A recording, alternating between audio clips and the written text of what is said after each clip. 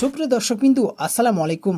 বাংলাদেশ আবহাওয়া অধিদপ্তর এবং সাম্প্রতিক আবহাওয়ার বিশ্লেষণ অনুযায়ী 21 এবং 22 জুন দেশের আবহাওয়ায় উল্লেখযোগ্য পরিবর্তনের সম্ভাবনা দেখা যাচ্ছে।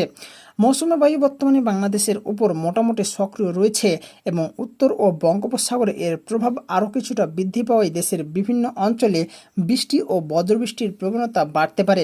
চলুন বিস্তারিত জেনে নেওয়া যাক, এবং আপনি যদি আমাদের চ্যানেল নতুন হয়ে থাকেন অবশ্যই চ্যানেলটি সাবস্ক্রাইব করতে ভুলবেন না। বিশেষ করে রংপুর, ময়মনসিংহ, সিলেট ও চট্টগ্রাম বিভাগের অধিকাংশ জেলায় বৃষ্টিপাতের সম্ভাবনা সবচেয়ে বেশি।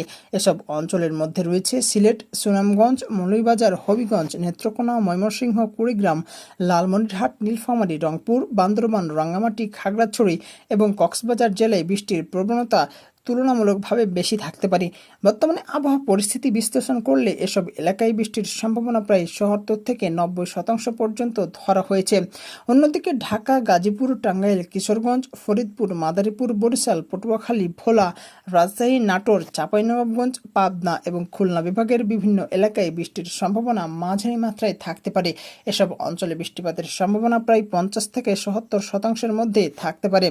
বৃষ্টিপাতের সময়ের দিক লক্ষ্য করলে দেখা যায় আগামী 2 দিন দুপুরের পর থেকে সন্ধ্যা এবং অনেক ক্ষেত্রে রাত পর্যন্ত বজ্রসহ বৃষ্টি সক্রিয় থাকতে পারে। তবে উত্তর পূর্বাঞ্চল এবং পাহাড়ি এলাকাগুলোতে ভোর কিংবা সকালের মাঝারি থেকে ভারী বৃষ্টি দেখা যেতে পারে। বজ্রপাত ও দমকা হাওয়ার ঘটনাও কিছু এলাকায় যুক্ত থাকতে পারে। এখন প্রশ্ন হচ্ছে, বৃষ্টি কতদিন স্থায়ী হতে পারে? বর্তমানের মডেল বিশ্লেষণ এবং বন্যা পূর্বাভাস কেন্দ্রের তথ্য অনুযায়ী উত্তর ও উত্তর পূর্বাঞ্চলে বৃষ্টির প্রবণতা অন্তত 21 জুন পর্যন্ত শক্তিশালী থাকবে এবং পরবর্তী কয়েকদিনও বিচ্ছিন্নভাবে অব্যাহত থাকতে পারে। বিশেষ করে সিলেট ও ময়মনসিংহ অঞ্চলে টানা কয়েকদিন ভারী বৃষ্টির ঝুঁকি রয়েছে। এবার আসা যাক নিম্নচাপের পরিস্থিতিতে।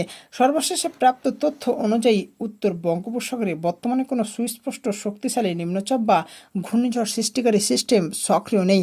তবে পশ্চিমবঙ্গ থেকে উত্তর বঙ্গোপসাগর পর্যন্ত একটি বর্ধিত লঘুচাপ বলয় এবং মৌসুমী বায়ুর অক্ষ সক্রিয় রয়েছে, যা বৃষ্টিপাত বৃদ্ধিতে গুরুত্বপূর্ণ ভূমিকা রাখছে।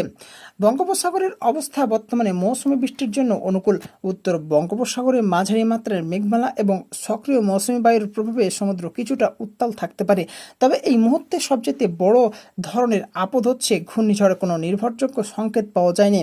তাপপ্রবাহের পরিস্থিতির দিকে তাকালেও দেখা যায় দেশের পশ্চিমাঞ্চলে কিছু জেলায় এখনও মৃদু তাপপ্রবাহে বিরাজ করছে। রাজশাহী, পাবনা, চাঁপাইনবাবগঞ্জ, যশোর, কুষ্টিয়া, চুয়াডাঙ্গা, খুলনা এবং আশেপাশের এলাকাগুলোতে তাপপ্রবাহের প্রভাব আংশিকভাবে অব্যাহত থাকতে পারে। তবে আগামী 2 দিনের বৃষ্টিপাতের কারণে অনেক এলাকায় তাপমাত্রা 2 থেকে 4 ডিগ্রি সেলসিয়াস পর্যন্ত কমে গিয়ে স্বস্তি ফিরতে পারে।